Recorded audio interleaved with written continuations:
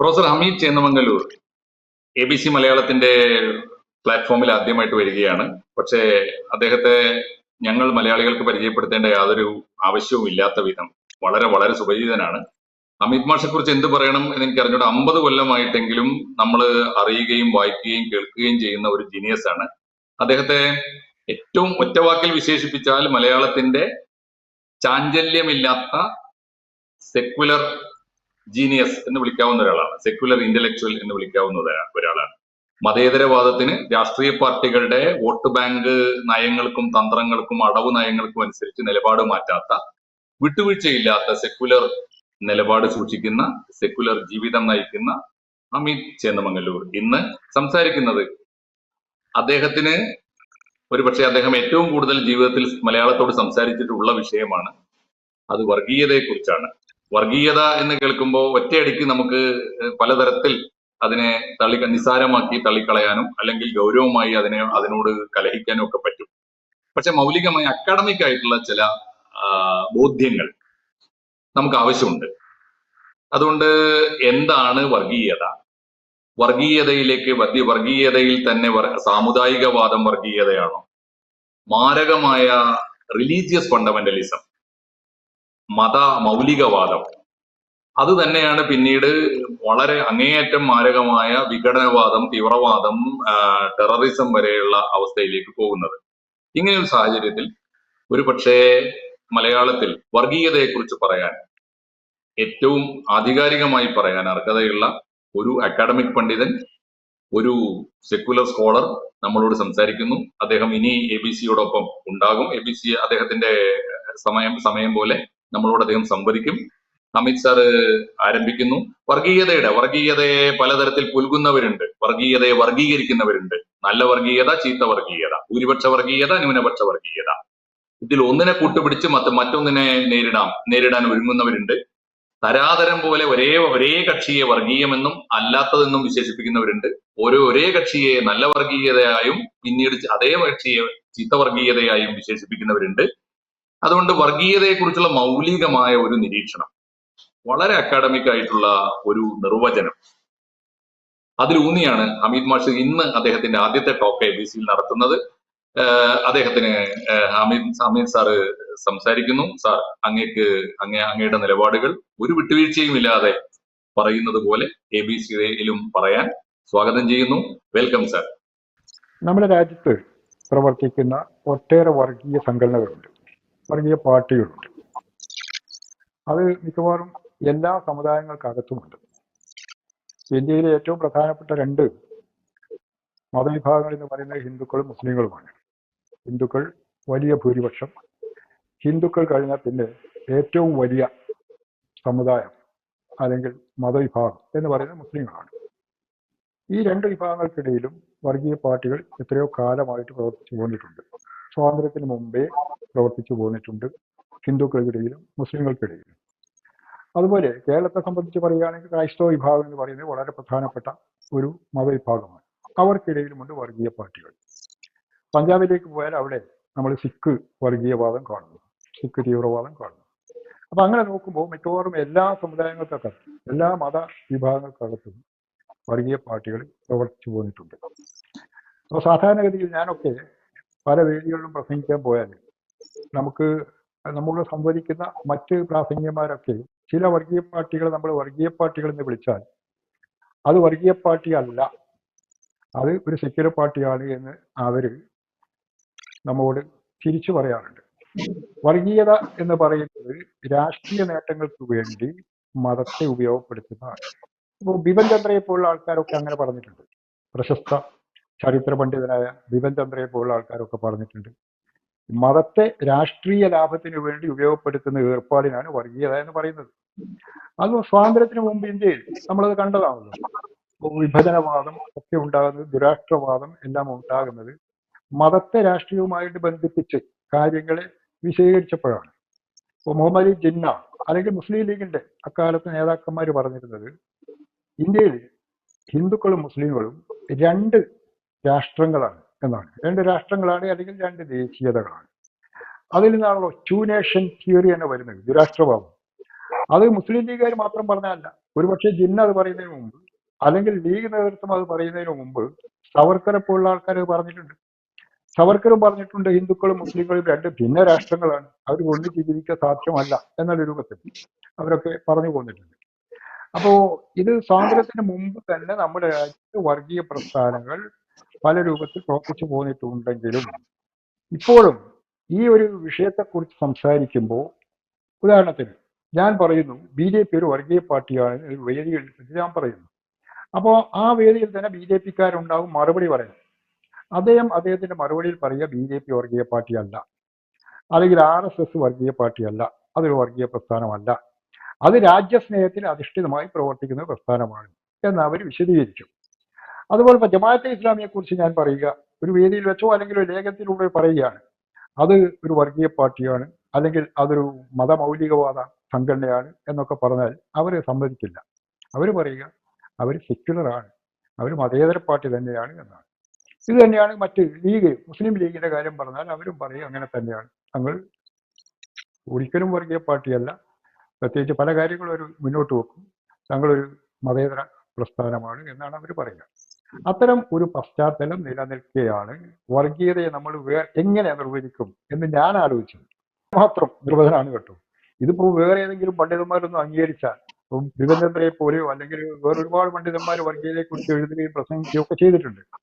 അവരൊന്നും പറഞ്ഞൊരു ഒരു നിർവചനമല്ല ഞാൻ പറയുക. ഞാൻ സാധാരണക്കാർക്ക് മനസ്സിലാകാൻ വേണ്ടി ഞാൻ ഉണ്ടാക്കിയ നിർവചനമാണ്.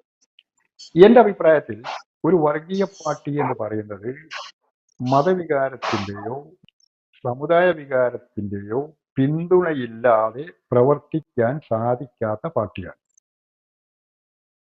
മതവികാരത്തിന്റെയോ സമുദായ വികാരത്തിന്റെയോ പിന്തുണയില്ലാതെ പ്രവർത്തിക്കാൻ സാധിക്കാത്ത പാർട്ടിയാണ് വർഗീയ പാർട്ടി എന്ന് പറയുന്നത്. RSSന്റെ കാര്യം എടുക്കുക. നമ്മൾ RSSന്റെ പ്രവർത്തനത്തിൽ നിന്ന്, അല്ലെങ്കിൽ RSS ഹിന്ദു മതവികാരം മാറ്റി നിർത്തി പ്രവർത്തിക്കുകയാണെങ്കിൽ RSSന് നിലനിൽപ്പുണ്ടോ? ഇന്ത്യയിൽ RSS 1925 രൂപം കൊണ്ട സംഘടനയാണ്. 99 വയസ്സായി. അടുത്ത വർഷം അതിന്റെ ശതാബ്ദിയാണ്. ഈ 99 വർഷവും RSS പ്രവർത്തിച്ചു പോകുന്നത് ഹിന്ദു മതവികാരം ഉദ്ദീപിപ്പിച്ചുകൊണ്ടും തന്നെയാണ്. അതുപോലെ മുസ്ലിം ലീഗ് നേരത്തെ ഉണ്ടായ പാർട്ടിയാണ്, 1906 ഉണ്ടായ പാർട്ടിയാണ്, സ്വാതന്ത്ര്യത്തിന് മുമ്പുണ്ടായി. പിൽക്കാലത്ത് രാജ്യം വിഭജിക്കപ്പെട്ടു, എന്നാലും മുസ്ലിം ലീഗ് വേറെ രൂപത്തിലൂടെ അവശേഷിച്ചു. അപ്പോൾ അവരും എങ്ങനെയാ പ്രവർത്തിച്ചു പോകുന്നത്? മുസ്ലിം ലീഗിൽ നിന്ന് മതവികാരം, ഇസ്ലാമിക വികാരം, ഇസ്ലാമിക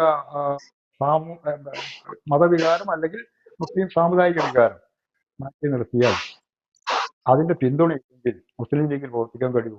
ഇപ്പൊ കേരളത്തിൽ മുസ്ലിം ലീഗ് പ്രവർത്തിക്കുന്നുണ്ട്. അവര് ഇസ്ലാം മതവികാരവും മുസ്ലിം സമുദായ വികാരവും മാറ്റി നിർത്തി പ്രവർത്തിക്കുകയാണെങ്കിൽ അവർക്ക് രാഷ്ട്രീയമായിട്ട് നിലനിൽക്കാൻ കഴിയൂ? കഴിയില്ല. ഇത് തന്നെയാണ് ജമാഅത്തെ ഇസ്ലാമിയുടെയും അവസ്ഥ.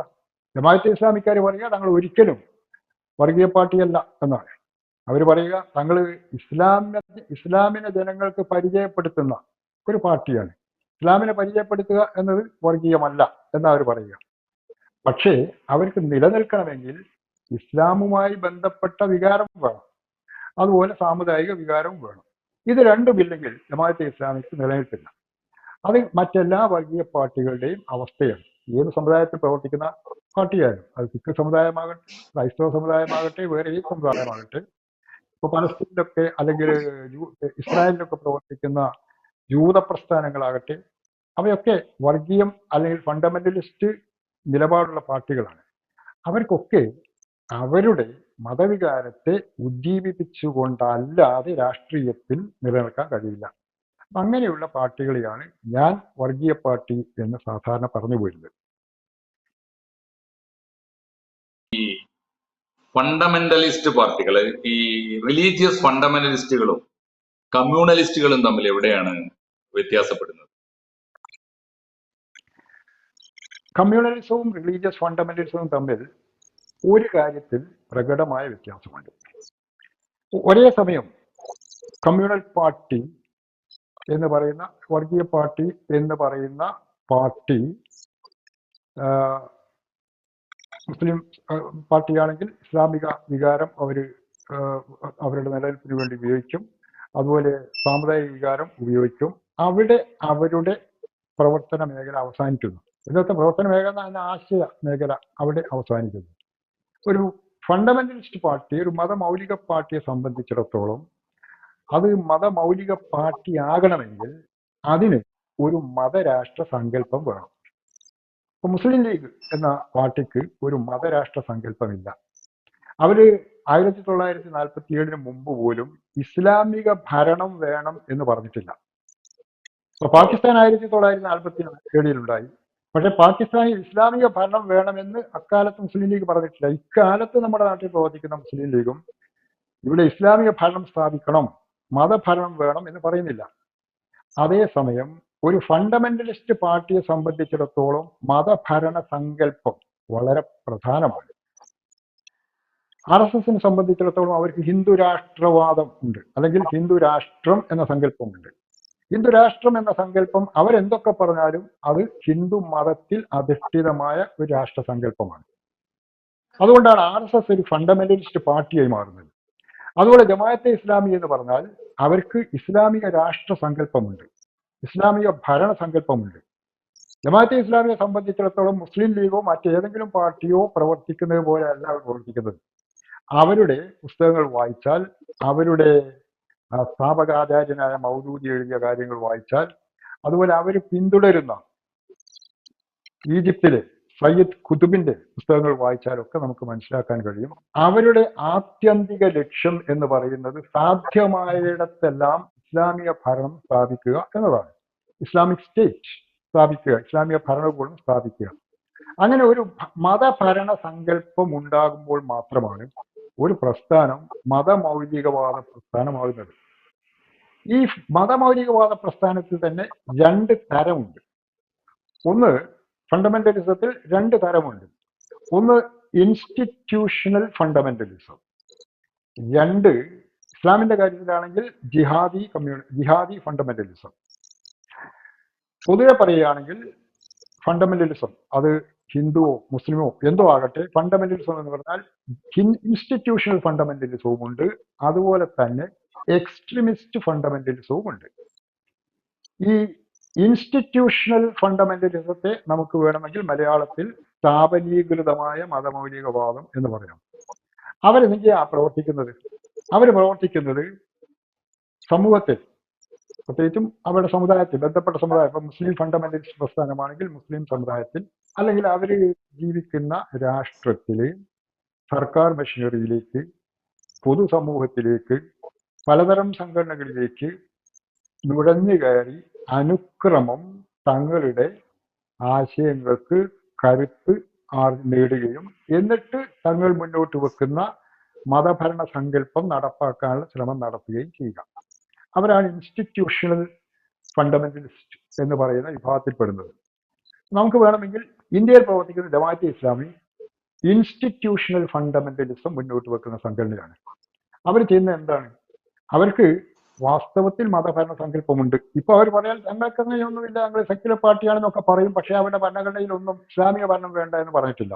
ഇന്ന് വരെ ഒരു ജമാഅത്തെ ഇസ്ലാമിയുടെ ജേണലിലോ ഒന്നിലും അവർ പറഞ്ഞിട്ടില്ല തങ്ങൾക്ക് ഇസ്ലാമിക ഭരണം വേണ്ട എന്ന്. പക്ഷെ ഇസ്ലാമിക ഭരണം സ്ഥാപിക്കുന്നതിന് വേണ്ടി, അല്ലെങ്കിൽ അത് സാക്ഷാത്കരിക്കുന്നതിന് വേണ്ടി അവര് എടുത്തു ചാടി പ്രവർത്തിക്കുകയല്ല ചെയ്യുന്നത്. വളരെ വളരെ സമർത്ഥമായിട്ട് സമൂഹത്തിലേക്ക് എങ്ങനെയൊക്കെ തങ്ങളുടെ ആശയങ്ങൾ കടത്തിവിട്ട് സമൂഹത്തെ തങ്ങൾക്ക് അനുകൂലമാക്കി തീർക്കാമോ എന്ന് നോക്കുകയും, അങ്ങനെ സാധിക്കുമെങ്കിൽ ഇസ്ലാമിക ഭരണവാദത്തിലേക്ക് പോവുകയും അത് സ്ഥാപിക്കുകയും ചെയ്യുക എന്ന കാഴ്ചപ്പാടാണ് ഇന്ത്യയിൽ ജമാഅത്തെ ഇസ്ലാമി എന്ന സംഘടന സ്വീകരിക്കുന്നത്. അതുപോലെ തന്നെ RSS നേരത്തെ അതാ ചെയ്തുകൊണ്ടിരുന്നത്. RSSന്റെ ഞാൻ പറഞ്ഞല്ലോ 99 വയസ്സായി സംഘടനയ്ക്ക്. ജമാഅത്തെ ഇസ്ലാമിക്ക് 1941 ജമാഅത്തെ ഇസ്ലാമി ഉണ്ടാകുന്നത്. അതിനു മുമ്പ് RSS ഉണ്ടായി. പക്ഷെ ഈ 99 വർഷക്കാലത്ത് RSSും ആദ്യം പ്രവർത്തിച്ചുകൊണ്ടിരുന്നത് ഇങ്ങനെയാണ്, ഒരു ഇൻസ്റ്റിറ്റ്യൂഷണൽ ഫണ്ടമെന്റലിസത്തിന്റെ രീതിയിലാണ് പ്രവർത്തിച്ചു പോകുന്നത്. എങ്ങനെയൊക്കെ സമൂഹത്തിന്റെ വ്യത്യസ്ത തട്ടുകളിലേക്ക് നുഴഞ്ഞു കയറാമോ, എങ്ങനെയൊക്കെ ഭരണത്തിന്റെ ജുഡീഷ്യറിയുടെ ഒക്കെ തലത്തിലേക്ക് നുഴഞ്ഞു കയറാമോ, അങ്ങനെയൊക്കെ നുഴഞ്ഞു കയറിയിട്ട് എങ്ങനെയൊക്കെ അക്കാദമിക രംഗത്തേക്ക് നുഴഞ്ഞു കയറാമോ, എങ്ങനെയൊക്കെ സർവകലാശാലകളിലേക്ക്, വിദ്യാഭ്യാസ രംഗത്തേക്ക് നുഴഞ്ഞു കയറാമോ, അല്ലെങ്കിൽ അവിടെയൊക്കെ എങ്ങനെ തങ്ങളുടെ സ്വാധീനം ഉറപ്പിക്കാമോ അങ്ങനെ സ്വാധീനം ഉറപ്പിച്ചുകൊണ്ടാണ് അവര് RSS അതിന്റെ രാഷ്ട്രീയ മുഖമായ BJP-യും ഒക്കെ പിന്നീട് ഭരണത്തിലെത്തിയത്. ഇപ്പോഴും അവർക്ക് ഒരു ഹിന്ദു രാഷ്ട്രം സ്ഥാപിക്കാൻ സാധിച്ചിട്ടില്ല. സാധിക്കുമെന്ന് ഇപ്പോൾ നമുക്ക് പറയാനും പറ്റില്ല. പക്ഷേ അവരുടെ ലക്ഷ്യം അതാണ്. അപ്പോൾ ആദ്യം RSS-ഉം ജമാഅത്തെ ഇസ്ലാമിയും ഒക്കെ ഇന്ത്യയിൽ പ്രവർത്തിച്ചുകൊണ്ടിരിക്കുന്നത് ഒരു ഇൻസ്റ്റിറ്റ്യൂഷണൽ ഫണ്ടമെന്റലിസ്റ്റ് പ്രസ്ഥാനത്തിന്റെ രീതിയിലാണ്. അതേസമയം സാറ് അൽ സാർ ഖ്വയ്ദ ഒരു സംശയം സാറ്, എനിക്ക് മനസ്സിലായി. അപ്പൊ സാറ് പറഞ്ഞു വരുന്നൊരു കാര്യം വെച്ചിട്ട് ഇപ്പോ ഒരു മതത്തിന്റെ ഒരു സമുദായത്തിന്റെ വിശ്വാസപരമായ വികാരത്തിന്റെ പിന്തുണയില്ലാതെ നിലനിൽക്കാനാവാത്ത സംഘടനകളെയാണ് നമ്മൾ പൊതുവെ വർഗീയ സംഘടനകൾ എന്ന് വിളിക്കുന്നത്. അങ്ങനെ വരുമ്പോ സാർ രാഷ്ട്രീയ പാർട്ടികളല്ലാത്ത ഇപ്പൊ RSS-നെ കുറിച്ച് പറഞ്ഞതുപോലെ RSS ഒരു രാഷ്ട്രീയ പാർട്ടി അല്ല, അവരുടെ ഭാഷയിൽ അതൊരു സാംസ്കാരിക പ്രസ്ഥാനമാണ്. അങ്ങനെയാണെങ്കിൽ ഇസ്ലാമിനകത്തെ സാമുദായിക പ്രസ്ഥാനങ്ങൾ, ക്രിസ്തീയ സമുദായത്തിലെ ഒട്ടേറെ സഭകൾ, അവരുടെയൊക്കെ പ്രവർത്തനങ്ങളെ സാർ ഈ ഒരു അക്കാഡമിക് ഒരു ഫ്രെയിംവർക്കിൽ അവരെ നമ്മൾ എവിടെയാണ് ക്ലാസിഫൈ ചെയ്യേണ്ടത്? ഞാൻ പറയാം. അതായത് ഞാൻ പറഞ്ഞത് ഇങ്ങനെയാണ്. ഈ വർഗീയതയെ നിർവചിക്കുമ്പോൾ ഞാൻ പറഞ്ഞത് മതവികാരത്തിന്റെയോ സമുദായ വികാരത്തിന്റെയോ പിന്തുണയില്ലാതെ രാഷ്ട്രീയത്തിൽ നിലനിൽക്കാൻ സാധിക്കാത്ത പാർട്ടിയാണ് വർഗീയ പാർട്ടി. അതായത് മതവികാരം അല്ലെങ്കിൽ സമുദായ വികാരം അത് ഉപയോഗപ്പെടുത്തിക്കൊണ്ട് രാഷ്ട്രീയത്തിൽ പ്രവർത്തിക്കുക, അതല്ലാതെ അവർക്ക് രാഷ്ട്രീയത്തിൽ പ്രവർത്തിക്കാൻ സാധിക്കില്ല എന്നാണ് ഞാൻ പറഞ്ഞതിന്റെ ചുരുക്കം. അങ്ങനെയാണല്ലോ ഇപ്പൊ മുസ്ലിം ലീഗ് ഇവിടെ രാഷ്ട്രീയത്തിൽ പ്രവർത്തിച്ചുകൊണ്ടിരുന്നത്. മുസ്ലിം സമുദായ വികാരം, മുസ്ലിം മതവികാരം ഉപയോഗപ്പെടുത്തിക്കൊണ്ടാണ്. അതുപോലെ BJP പ്രവർത്തിച്ചുകൊണ്ടിരിക്കുന്നതും അതുപോലെ തന്നെയാണ്. ഹിന്ദു വികാരം, ഹിന്ദു മതവികാരം, ഹിന്ദു സമൂഹ വികാരം, അവർക്ക് ജാതി ഉള്ളതുകൊണ്ട് വേറെ പ്രശ്നമുണ്ട്. പക്ഷെ അവര് ആ ഹിന്ദു വികാരം ഉപയോഗപ്പെടുത്തിക്കൊണ്ടാണ് പ്രവർത്തിച്ചുകൊണ്ടിരിക്കുന്നത്. അതേസമയം അഹമ്മദ് ചോദിച്ച ചോദ്യമുണ്ട്. അതായത് ഇപ്പോൾ മുസ്ലിങ്ങൾക്കിടയിലാണെങ്കിലും ക്രിസ്ത്യാനികൾക്കിടയിലായാലും ഹിന്ദുക്കൾക്കിടയിലായാലും വേറെ സംഘടനകളുണ്ട്, മതസംഘടനകളുണ്ട്. ഈ മതസംഘടനകളെ സഭകളെ നമുക്ക് വർഗീയമായിട്ട് ചിത്രീകരിക്കാൻ പറ്റുമോ? അവർ വർഗീയ പാർട്ടികളാണ് അല്ലെങ്കിൽ വർഗീയ സംഘടനകളാണ് എന്ന് പറയാൻ പറ്റുമോ എന്നാണല്ലോ ചോദ്യം. അവര് വർഗീയ പാർട്ടികളാകുന്നത് എപ്പോഴാണ്? ഇപ്പൊ ഒരു ക്രിസ്തീയ സഭ അവരുടെ മതവികാരം ഉപയോഗപ്പെടുത്തിക്കൊണ്ട് രാഷ്ട്രീയത്തിൽ പ്രവർത്തിക്കുക അല്ലെങ്കിൽ രാഷ്ട്രീയ പാർട്ടികളിൽ സ്വാധീനം ചെലുത്തുക നമ്മൾ കേരളത്തിൽ കാണുന്നതാണ്. അപ്പോ സഭകളുടെ സ്വാധീനം ഉപയോഗിച്ചുകൊണ്ട്, മതവികാരം ഉപയോഗിച്ചുകൊണ്ട് മന്ത്രിസഭകളിൽ അവർക്ക് അവരുടെ പ്രതിനിധികളെ അയക്കാൻ പറ്റുന്ന സാഹചര്യം ഉണ്ടാക്കുക എന്ന രൂപത്തിലൊക്കെ അവർ പ്രവർത്തിക്കുമ്പോൾ അവിടെ തീർച്ചയായിട്ടും അവരെ നയിക്കുന്നത് വർഗീയ വികാരം തന്നെയാണ്. ഇതുപോലെ തന്നെയാണ് മുസ്ലിം സമുദായത്തിൽ പ്രവർത്തിക്കുന്ന പാർട്ടികളിൽ പലതും. നമ്മള് മുസ്ലിം സമുദായത്തിൽ പ്രവർത്തിക്കുന്ന പാർട്ടികളിൽ ഇടതുപക്ഷത്തോടൊപ്പം നിൽക്കുന്ന പാർട്ടികളുണ്ട്. അതുപോലെ തന്നെ UDF-നോടൊപ്പം നിൽക്കുന്ന സംഘടനകളുണ്ട്. ഈ സംഘടനകളൊക്കെ ഈ സമുദായ വികാരത്തെ ഉപയോഗപ്പെടുത്തിക്കൊണ്ട് തങ്ങൾക്ക് രാഷ്ട്രീയത്തിലും മറ്റു മേഖലകളിലും സ്വാധീനം ഉണ്ടാക്കാൻ ഇതിനെ ഉപയോഗിക്കുന്നു. ആ അർത്ഥത്തിൽ നോക്കുമ്പോൾ അവരും വർഗീയ പാർട്ടികൾ എന്ന വിശേഷണത്തിന് അർഹമല്ല എന്ന് നമുക്ക് പറയാൻ പറ്റില്ല. അവർക്കുണ്ട് ആ വർഗീയ തന്നെയാണ്. നമ്മൾ പ്രായോഗികമായി കാണുന്ന ഒരു സംശയം കൂടി കൂട്ടത്തിൽ സാർ ചേർത്ത് പറയണം. ഇപ്പൊ ജമാഅത്തെ ഇസ്ലാമി പ്രായോഗികമായി അവര് തന്നെയും എനിക്ക് തോന്നുന്നു ഇസ്ലാമിക രാഷ്ട്രവാദം അപ്രായോഗികമാണെന്ന് തിരിച്ചറിഞ്ഞത് കൊണ്ടായിരിക്കാം അത് ഉപേക്ഷിച്ചിരിക്കുന്നു. അവർ പറയാറില്ല. പക്ഷെ അവര് പറയാറില്ലെങ്കിലും മതരാഷ്ട്രവാദം അല്ലെങ്കിൽ ഇസ്ലാമിക രാഷ്ട്രം വരാൻ പാടില്ല, അത് അപകടകരമാണ്, ലോകത്തിൽ എവിടെ അത് വന്നുകൂടാന്ന് അവരോട് പറയുന്നുമില്ല. പക്ഷെ ഇതേ സ്വഭാവം നമ്മുടെ നാട്ടിലെ സാറി എണ്ണി പറഞ്ഞ എല്ലാ മുസ്ലിം സംഘടനകൾ, അത് മതസംഘടനകൾ, സാമുദായിക സംഘടനകളാവട്ടെ, രാഷ്ട്രീയ പാർട്ടികളാവട്ടെ, മുസ്ലിം ലീഗ് ഉൾപ്പെടെ, മുസ്ലിം ലീഗിനെ സാർ ഒട്ടും ഒരു തരത്തിലും മതമൗലികവാദ സംഘടനയായിട്ട് കാണുന്നില്ല. എന്നാൽ ലോകത്തിൽ എവിടെയും ഇസ്ലാമിക രാഷ്ട്രം വരാൻ പാടില്ല, പ്രത്യേകിച്ച് ഇന്ത്യയിൽ ഒരു കാരണവശാലും ഹിന്ദു രാജ്യം എന്നതുപോലെ ഇസ്ലാമിക രാഷ്ട്രവും ഇന്ത്യ ആകാൻ പാടില്ല എന്ന ശക്തമായൊരു വാദം മുസ്ലിം ലീഗ് ഉൾപ്പെടെയുള്ള സംഘടനകൾ ഉന്നയിക്കുന്നില്ലല്ലോ സർ. പക്ഷെ മുസ്ലിം ലീഗ് എവിടെയും തങ്ങൾക്ക് ഇസ്ലാമിക രാഷ്ട്ര സങ്കല്പമുണ്ട് എന്ന് പറഞ്ഞിട്ടില്ല. അതിന്റെ തുടക്കം തൊട്ട് തന്നെ നമ്മൾ പരിശോധിച്ചാൽ ഇസ്ലാമിക രാഷ്ട്രം എന്ന ഒരു സങ്കല്പം അവർ മുന്നോട്ട് വെച്ചിട്ടേ ഇല്ല. അത് മുന്നോട്ട് വെക്കുന്നത് മുസ്ലിങ്ങൾക്കിടയിൽ ആദ്യം ഈജിപ്തിൽ മുസ്ലിം ബ്രദർഹുഡ് എന്ന സംഘടന, അതുപോലെ ഇന്ത്യയിൽ ജമാഅത്തെ ഇസ്ലാമി എന്ന സംഘടന, അതുപോലുള്ള സംഘടനകൾ മറ്റു പല രാഷ്ട്രങ്ങളിലും ഉണ്ടായി. അവരുടെ പ്രഖ്യാപിത ലക്ഷ്യം തന്നെ എന്താണ്? ഇസ്ലാമിക ഭരണം സ്ഥാപിക്കുക. അവർ പറയുന്നത് എന്താണ്? ജമാഅത്തെ ഇസ്ലാമിക്കാരായാലും അതുപോലെ ഈജിപ്തിലെ ഇഖ്വാനുൽ മുസ്ലിമീൻ എന്ന മുസ്ലിം ബ്രദർഹുഡ് എന്ന സംഘടനയായാലും അവർ പറയുന്നത് ഒരു ഇസ്ലാം എന്ന മതം സമ്പൂർണ്ണമാകണമെങ്കിൽ അതിന് അതിൻ്റെതായ രാഷ്ട്രീയമുണ്ട്. ആ രാഷ്ട്രീയവും കൂടി നടപ്പാക്കുമ്പോൾ മാത്രമേ ഇസ്ലാം സമ്പൂർണ്ണമാവുകയുള്ളൂ. നിങ്ങളൊരു സമ്പൂർണ്ണ മുസ്ലിം ആകാനാണ് ആഗ്രഹിക്കുന്നതെങ്കിൽ ഇസ്ലാമിന്റെ രാഷ്ട്രീയം നിങ്ങൾ ഉയർത്തിപ്പിടിക്കണം. ഇസ്ലാമിന്റെ രാഷ്ട്രീയം ഉയർത്തിപ്പിടിക്കുക എന്ന് പറഞ്ഞാൽ അതിനർത്ഥം ഈ ഭൂമിയിൽ, അള്ളാഹുവിന്റെ ഭൂമിയിൽ അള്ളാഹുവിന്റെ ഭരണം സ്ഥാപിക്കുക എന്നതാണ്. എന്ന് വെച്ചാൽ അവരുടെ കാഴ്ചപ്പാടിലുള്ള ദൈവമാണ് അള്ളാഹു.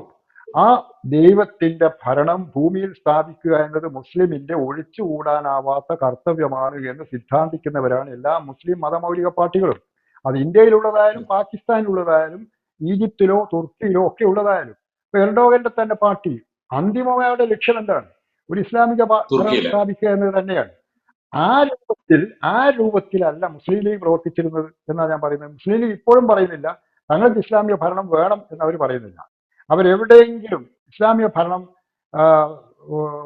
ഉണ്ടാക്കുക എന്ന ലക്ഷ്യത്തോടു കൂടിയാണ് തങ്ങൾ പ്രവർത്തിക്കുക എന്ന് എഴുതിയിട്ടോ അവരുടെ ഭരണഘടനയിൽ അത് ഉൾപ്പെടുത്തുകയോ ഒന്നും ചെയ്തിട്ടില്ല. നേരെ മറിച്ച് ഹുക്കൂമത്തെ ഇലാഹി എന്നത് ജമാഅത്തെ ഇസ്ലാമിയുടെ ഭരണഘടനയിൽ ചേർത്ത കാര്യമാണ്. ഇപ്പോൾ പക്ഷേ അതെ അവർക്ക് അത് തുറന്നു പറയാൻ ഭയമുണ്ട്. കാരണം ആദ്യം അവർ പറഞ്ഞ കാലത്ത് 1941-ലും പിന്നീട് 1948 ഇന്ത്യൻ ജമാഅത്തെ ഇസ്ലാമി ഉണ്ടായ, ജമാഅത്തെ ഇസ്ലാമി ഹിന്ദ് ഉണ്ടായതിനും ഒക്കെ ശേഷവും അവരെ പറഞ്ഞുകൊണ്ടിരുന്ന അന്നൊന്നും നമ്മുടെ നാട്ടിൽ ഹിന്ദു വർഗീയത ഇന്നത്തെ പോലെ ശക്തമായിരുന്നില്ല. RSS ഉണ്ട്, ജനസംഘമുണ്ട്, ഇതൊക്കെ ശരിയാ. പക്ഷെ ഇന്നത്തെ പോലെ ശക്തമായിരുന്നില്ല. 1998 വാജ്പേയി അധികാരത്തിൽ വരുന്നു. 2000 ആകുമ്പോഴത്തേക്ക് അവർ കൂടുതൽ ശക്തമാവുന്നു. അങ്ങനെ BJPയും RSSും ഇന്ത്യയിൽ കൂടുതൽ ശക്തമായി തീർന്ന സന്ദർഭത്തിലാണ് അവർ താഴോട്ട് പോയത്, ഇപ്പൊ മിണ്ടാതിരിക്കുന്നത്. പക്ഷെ അവർ ആ ലക്ഷ്യം ഉപേക്ഷിച്ചു എന്ന് എവിടെയാ പറഞ്ഞത്? തങ്ങൾക്ക് ഹുക്കുമത്തെ ഇലാഹി വേണ്ട, ഇന്ത്യയിലോ ലോകത്ത് എവിടെയെങ്കിലോ അള്ളാഹുവിന്റെ ഭരണം വേണ്ട എന്നവർ പറഞ്ഞിട്ടില്ല.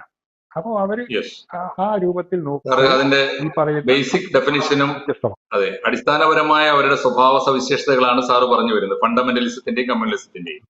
ഈ നിത്യജീവിതത്തിലെ പ്രയോഗത്തിൽ സാർ അന്തിമമായി അവർ ഏത് മതരാഷ്ട്രവാദം ലക്ഷ്യം വെച്ചാലും നിത്യജീവിതത്തിൽ ഇവരുടെയൊക്കെ ഒരു പൊതു സ്വഭാവം അന്യമത അന്യ സമുദായ വിദ്വേഷം വളരെ സമർത്ഥമായി നമ്മുടെ മാധ്യമങ്ങളിലും നമ്മുടെ എല്ലാ തരത്തിലുള്ള സംവേദനങ്ങളിലും അത് പ്രയോഗിക്കുക എന്നത് എനിക്ക് തോന്നുന്നത് ഒരു മതരാഷ്ട്രം എന്നെങ്കിലും സ്ഥാപിക്കപ്പെടുന്നതിനേക്കാളും മാരകമായ ഒരു വിപത്തല്ലേ സർ അത് നമ്മുടെ ദൈനംദിന ജീവിതത്തിൽ? അത് തീർച്ചയായിട്ടും ഇപ്പോ ഇത്തരം മതസംഘടനകളൊക്കെയും വിചാരിക്കുന്നത് തങ്ങളുടെ മതം മാത്രമാണ് ഉത്തമം എന്നാണ് പൊതുവെ ഉള്ള ധാരണ. ഇപ്പോൾ ഒരു മുസ്ലിം ഫണ്ടമെന്റലിസ്റ്റ് അല്ലെ മുസ്ലിം ഹിന്ദു ഫണ്ടമെന്റലിസ്റ്റ് പ്രസ്ഥാനത്തിലൊക്കെ അതുമായിട്ട് പ്രവർത്തിക്കുന്ന ആൾക്കാരുടെ കാഴ്ചപ്പാടനുസരിച്ച്, ഒരു RSSകാരുടെ കാഴ്ചപ്പാടനുസരിച്ച് there is only one religion which is true, അത് ഹിന്ദു മതമാണ്. അത് മാത്രമാണ് ഉത്തമ മതം. മറ്റെല്ലാ അഹിന്ദു മതങ്ങളും അധമ മതങ്ങളാണ് എന്നതാണ് അവരുടെ കാഴ്ചപ്പാട്. അതുപോലെ ഒരു ഇസ്ലാമിക ഫണ്ടമെന്റലിസ്റ്റിന്റെ കാഴ്ചപ്പാടനുസരിച്ച്, ഇസ്ലാമിക ഫണ്ടമെന്റലിസ്റ്റ് മാത്രമല്ല ഇസ്ലാമിൽ വിശ്വസിക്കുന്നു എന്ന് പറയുന്ന ആ തീവ്രമായിട്ടുള്ള മതബോധവും ഒക്കെ ആയിട്ട് നടക്കുന്ന പലരുടെയും കാഴ്ചപ്പാടിൽ ഒരു മതം മാത്രമാണ് ശരി, അത് ഇസ്ലാം മാത്രമാണ്. ഈ ലോകത്ത് ഇസ്ലാം മതം മാത്രമേ ഉണ്ടായിട്ടുള്ളൂ. സാധാരണ അവര് പ്രചരിപ്പിക്കുന്ന കാര്യമുണ്ട്, ലോകത്ത് ദൈവം ഒരൊറ്റ മതമാണ് നൽകി പോകുന്നത്. ആദ്യത്തെ പ്രവാചകൻ തൊട്ട് അവസാനത്തെ പ്രവാചകൻ വരെയുള്ള എല്ലാവർക്കും നൽകിയത് ഇസ്ലാം തന്നെയാണ്. അത് സമ്പൂർണമായി തീരുന്നത് മുഹമ്മദ് നബി എന്ന അവസാനത്തെ പ്രവാചകൻ എന്ന് അവർ പറയുന്ന പ്രവാചകനിലാണ് എന്ന് പറയുകയേ ചെയ്യുന്നുള്ളൂ.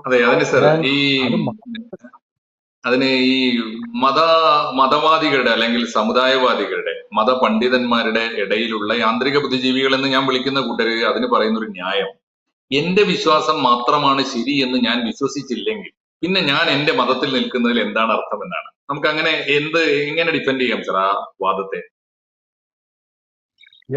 എന്റെ വിശ്വാസം മാത്രമാണ് ശരി എന്ന് വിശ്വസിക്കുന്നതോടൊപ്പം തന്നെ അത് മാത്രമാണ് ശരിയെന്ന് അദ്ദേഹത്തിന് വേണമെങ്കിൽ വിശ്വസിക്കാം. പക്ഷേ മറ്റ് വിശ്വാസങ്ങളിലും ശരിയുണ്ടാകും എന്നിടത്തേക്ക് അയാൾ മാറേണ്ട കാര്യമില്ലേ? അതായത് എന്റെ വിശ്വാസം മാത്രമാണ്, എന്റെ മതം മാത്രമാണ് ശരി എന്ന് പറയുമ്പോൾ അവിടെ എന്താ സംഭവിക്കുന്നത്? ഏകസ്വരതയാണ് വരുന്നത്. ഒരു വീക്ഷണം മാത്രം ശരി. RSS പറയുന്നില്ലേ, ഒരു രാഷ്ട്രം, ഒരു ഭാഷ, ഒരു സംസ്കാരം, അതിനെ എതിർക്കുന്നവരല്ലേ മുസ്ലിം ഫണ്ടമെന്റലിസ്റ്റുകൾ? RSSന്റെ ഏറ്റവും പ്രധാനപ്പെട്ട മുദ്രാവാക്യം അതാണ്, ഒരു രാഷ്ട്രം, ഒരു ഭാഷ, ഒരു സംസ്കാരം. ഇന്ത്യയിൽ ഒരു രാഷ്ട്രമേ ഉള്ളൂ, നമുക്ക് ഒരു ഭാഷ മതി, അത് ഹിന്ദിയാണ്. അതുപോലെ ഒരു സംസ്കാരം മതി, അവരുടെ സംസ്കാരം ഹിന്ദു സംസ്കാരം മതി എന്ന അവരുടെ കാഴ്ചപ്പാട്. ആ കാഴ്ചപ്പാട് തന്നെയാണ് ഇപ്പുറത്ത് മറ്റോരും പറയുന്നത്. എന്റെ വിശ്വാസം മാത്രമാണ് ശരിയെന്ന് പറയുമ്പോൾ, അപ്പോ എന്റെ വിശ്വാസം മാത്രമാണ് ശരിയെന്ന് പറയുന്നത് ജനാധിപത്യപരമല്ല. വിശ്വാസങ്ങൾ അല്ല. പലതുണ്ടാവും, അതിൽ ചിലത് നല്ലത്, ചില വിശ്വാസങ്ങൾ നല്ലതല്ലാത്തത്. അപ്പോൾ ത്യാജ്യഗ്രാഹ്യ വിവേചനത്തോടെ നമ്മൾ വിശ്വാസങ്ങൾ സ്വീകരിക്കുകയാണ് ചെയ്യേണ്ടത്. മാത്രവുമല്ല, ശ്രീനാരായണ ഗുരുവിനെ പോലുള്ള ആൾക്കാരൊക്കെ പറഞ്ഞതുപോലെ പല മതസാരവുമേകം എന്നതിലേക്ക് വളരുകയാണ് യഥാർത്ഥ മതവിശ്വാസികൾ ചെയ്യേണ്ടത്. എല്ലാ മതത്തിന്റെയും സാരം ഒന്ന് എന്ന്. അത് അംഗീകരിക്കാത്ത ദുശ്ശാഠ്യക്കാരാണ് എന്റെ വിശ്വാസം മാത്രമാണ് ശരിയെന്ന് ഞാൻ കരുതുമ്പോൾ എനിക്ക് മറ്റതിനെ അംഗീകരിക്കാൻ കഴിയുന്നത് എങ്ങനെയെന്ന ചോദ്യം ഉന്നയിക്കുന്നത്. യെസ്. ഈ യാഥാർത്ഥ്യത്തെ വളരെ മൗലികമായി നേരത്തെ തന്നെ തിരിച്ചറിയുകയും സാറിനെ പോലുള്ള ഒരു അരനൂറ്റാണ്ട് കാലമായിട്ടെങ്കിലും കേരളത്തെ പഠിപ്പിക്കുകയും ചെയ്യുമ്പോഴും സാറിനെ പോലുള്ള ഒരു ഇടതുപക്ഷ വേദികളിൽ നമ്മളൊക്കെ തന്നെ ഇടതുപക്ഷ വേദികളിൽ നിറഞ്ഞ് നമ്മളെ കൊണ്ടാവുന്ന വിധമൊക്കെ അധ്വാനിച്ചിട്ടും ഈ ഇടതുപക്ഷ രാഷ്ട്രീയ പാർട്ടികൾ ഈ വർഗീയ കക്ഷികളോട് സ്വീകരിക്കുന്ന സമീപനത്തിൽ പലപ്പോഴും ഹമീദ് മാഷ് വല്ലാതെ മനംനൊന്ന് എഴുതുന്നതും പറയുന്നതും ഞാൻ കേട്ടിട്ടുണ്ട്. ഈ ഇടതുപക്ഷ പാർട്ടികൾക്ക് വർഗീയതയോടുള്ള സമീപനത്തെ കുറിച്ച് സാറിന് എന്താണ് ഇപ്പോ പറയാൻ തോന്നുന്നത്? ഇപ്പോൾ ഇടതുപക്ഷ പാർട്ടികൾക്ക് സംബന്ധിച്ചിടത്തോളം അവർക്ക് തിരഞ്ഞെടുപ്പിൽ ജയിക്കുക എന്നൊരൊറ്റ ലക്ഷ്യം മാത്രമേ ഉള്ളൂ. അപ്പോൾ അവർക്ക് സ്വാധീനമുള്ള 3 സംസ്ഥാനങ്ങളാണ് ഉണ്ടായിരുന്നത്, ബംഗാളും ത്രിപുരയും കേരളവും. ഇപ്പോൾ കേരളം മാത്രമാണ് ഉള്ളത്. അവിടെ തിരഞ്ഞെടുപ്പിൽ ജയിക്കാൻ അവർക്ക് സ്വന്തമായിട്ട് സാധ്യമല്ല, മുന്നണി സംവിധാനത്തിലൂടെ മാത്രമേ സാധിക്കുകയുള്ളൂ. കേരളത്തിന്റെ പ്രത്യേക അവസ്ഥ നമ്മൾ പരിഗണിച്ചാൽ കേരളത്തിലെ ഏറ്റവും വലിയ സമുദായം മുസ്ലിം സമുദായമാണ്. കേരളത്തിലെ ഏറ്റവും വലിയ സമുദായം മുസ്ലിം സമുദായമാണ് എന്ന് ഞാൻ പറയുമ്പോൾ ഞാൻ ഉദ്ദേശിക്കുന്നത്, ജനസംഖ്യ വെച്ച് നോക്കിയാൽ കേരളത്തിലെ ജനസംഖ്യയിൽ 27% വരും മുസ്ലിങ്ങൾ. രണ്ടാമത്തെ ഏറ്റവും വലിയ സമുദായം എന്ന് പറയുന്നത് ഈഴവ അല്ലെങ്കിൽ തീയ സമുദായമാണ്. അവരൊരു 22% വരും. മൂന്നാമത്തെ സമുദായം 18% വരുന്ന ക്രിസ്ത്യാനികളാണ്. നാലാമത്തെ സമുദായം 12% വരുന്ന നായർ സമുദായമാണ്. ബാക്കിയുള്ള സമുദായങ്ങളൊക്കെ അതിന് താഴെ നിൽക്കുന്നവയാണ്. അപ്പൊ കേരളത്തിൽ പ്രവർത്തിക്കുന്ന ഇടതുപക്ഷ പാർട്ടികൾക്ക്, പ്രത്യേകിച്ച് കമ്മ്യൂണിസ്റ്റ് പാർട്ടികളെ സംബന്ധിച്ചിടത്തോളം മുസ്ലിം വോട്ട് എന്നത് വളരെ പ്രധാനമാണ്. അവർ ഇക്കാലം അത്രയും പ്രവർത്തിച്ചിട്ടും തങ്ങളിലേക്ക് മുസ്ലിം സമുദായത്തിൽ നിന്ന് വളരെ വലിയ ഒരു ഗണ്യമായ ഒരു വിഭാഗത്തെ ആകർഷിക്കാൻ അവർക്ക് സാധിക്കില്ല. കാരണം ഈ മുസ്ലിം സമുദായത്തിൽപ്പെട്ട ആളുകൾ ഒരു വലിയ വിഭാഗം മുസ്ലിം ലീഗിൽ പ്രവർത്തിക്കുന്നു, വേറെ ചിലർ ജമാഅത്തെ ഇസ്ലാമിക്കാരായിട്ട് പ്രവർത്തിക്കുന്നു, വേറെ ചിലർ INL രൂപത്തിൽ പ്രവർത്തിക്കുന്നു. അങ്ങനെയൊക്കെയാണ് ഉള്ളത്. അപ്പോ ഈ മുസ്ലിം സമുദായത്തിലെ വോട്ട് പ്രധാനമാണ്. അത് കിട്ടാൻ വേണ്ടി മുസ്ലിം വർഗീയ പാർട്ടികളുമായിട്ട് സന്ധി ചെയ്യുക എന്ന നിലപാട് നേരത്തെ സ്വീകരിച്ചു.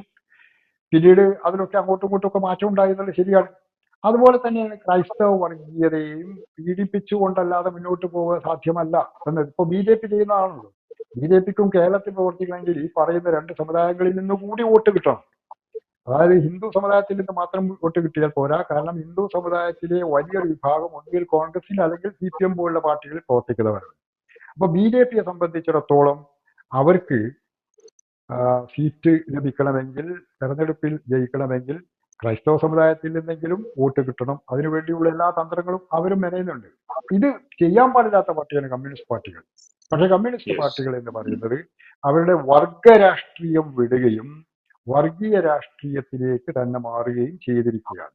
അതുകൊണ്ട് ഞാൻ പറയുക, നമ്മുടെ നാട്ടിൽ പ്രവർത്തിക്കുന്ന സെക്യുലർ പാർട്ടികൾ, ഇടതുപക്ഷത്തുള്ളതായാലും വലതുപക്ഷത്തുള്ളതായാലും എല്ലാ സെക്യുലർ പാർട്ടികളും സെമി കമ്മ്യൂണൽ പാർട്ടീസാണ്, അർദ്ധവർഗീയ പാർട്ടികളാണ്. ആയാലും CPM ആയാലും അർദ്ധവർഗീയ പാർട്ടികളാണ്, സെമി കമ്മ്യൂണൽ. കാരണം അവരും ഈ വർഗീയതയൊക്കെ പീഡിപ്പിച്ചുകൊണ്ട് തന്നെയാണ് പ്രവർത്തിച്ചുകൊണ്ടിരിക്കുന്നത്. കാരണം അവരുടെയൊക്കെ അന്തിമ ലക്ഷ്യം ഭരണം പിടിക്കുക, ഭരണം തുടരുക, അവിടെ നിലനിൽക്കുക. അതിന് ഈ വർഗീയ പാർട്ടികളെയും ജാതീയ പാർട്ടികളെയും ഒക്കെ തരാതരം പ്രീണിപ്പിച്ചുകൊണ്ട് മുന്നോട്ട് പോവുക. ആ അർത്ഥത്തിൽ ഒറ്റ കാര്യം കൂടി ഇപ്പോ സംഘപരിവാർ സ്വാധീനമുള്ള BJP ഗവൺമെന്റ് കഴിഞ്ഞ 10 കൊല്ലത്തിലേറെയായി, അതിനു മുമ്പ് വാജ്പേയി വന്നത് കഴിച്ചാൽ മോദി തന്നെ തുടർച്ചയായി 3ാം തവണയും അധികാരത്തിലെത്തിയ കാലത്ത് ഈ കേരളത്തിലെ ഇടതുപക്ഷവും കോൺഗ്രസും പൊതുവെ സ്വീകരിച്ചിരിക്കുന്ന സമീപനം ന്യൂനപക്ഷ വർഗീയത ഒന്നും വർഗീയതയല്ല. ഇന്ത്യയിൽ ഒറ്റ വർഗീയതയേ ഉള്ളൂ, അത് RSS ആണ്, ഹിന്ദു വർഗീയതയാണ്. ഈ സമീപനം എങ്ങോട്ട് കൊണ്ടുപോകും സാർ മനുഷ്യ മനസ്സുകളെ? അല്ല, ഈ സമീപനം കൊണ്ടാണ് ഇവിടെ BJP ഇന്നത്തെ രൂപത്തിൽ വളർന്നത് എന്നാണ് ഞാൻ പറയുക. ഇവിടുത്തെ സെക്യുലർ പാർട്ടികൾ, പ്രധാനപ്പെട്ട സെക്യുലർ പാർട്ടികൾ എന്ന കോൺഗ്രസ്, പിന്നെയുള്ള കമ്മ്യൂണിസ്റ്റ് പാർട്ടികൾ, ബാക്കി വേറെയും സെക്യുലർ പാർട്ടികളുണ്ട്. ഈ പാർട്ടികളൊക്കെയും ന്യൂനപക്ഷ വർഗീയതയെ ഒരു തരത്തിൽ അല്ലെങ്കിൽ മറ്റൊരു തരത്തിൽ പ്രീതിപ്പെടുത്തിക്കൊണ്ടുള്ള ഭരണം കാഴ്ചവെച്ചു എന്നത് ഒരു യാഥാർത്ഥ്യമാണ്. സ്വതന്ത്ര ഇന്ത്യയുടെ രാഷ്ട്രീയ ചരിത്രത്തെ നമുക്ക് സാധാരണഗതിയിൽ രണ്ടായി ആളുകളൊക്കെ വിഭജിക്കാറുണ്ട്. ഒന്ന് നെഹ്റുവിയൻ കാലഘട്ടം, മറ്റൊന്ന് നെഹ്റു അനന്തര കാലഘട്ടം.